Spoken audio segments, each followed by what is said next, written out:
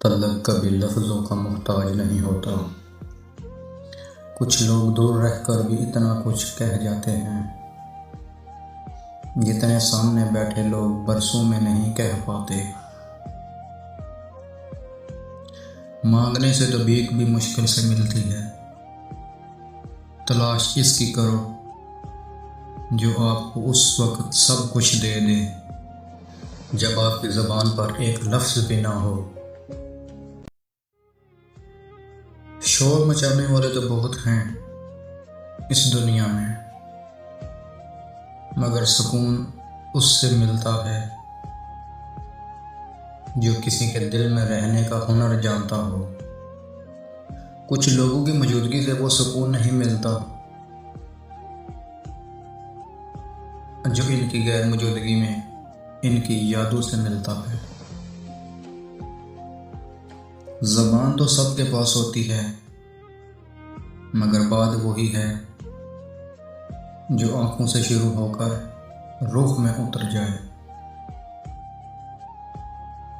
دنیا صرف چہرہ دیکھتی ہے، مگر کوئی ایک ایسا بھی ہونا چاہیے جو ہنسی ہوئی آنکھوں کے پیچھے چھپا کر پڑھ لے۔ وفا کے دعوے تو ہر کوئی کرتا ہے، مگر اس کی سچائی تب پتہ چلتی ہے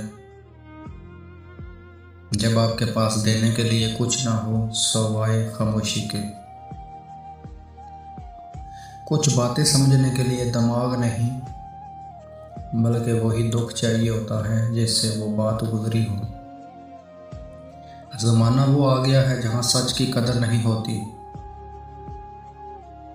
لوگ صرف ان کی طرف ہاتھ بڑھاتے ہیں جن کے پاس ہاتھ میں کچھ دینے کو ہو۔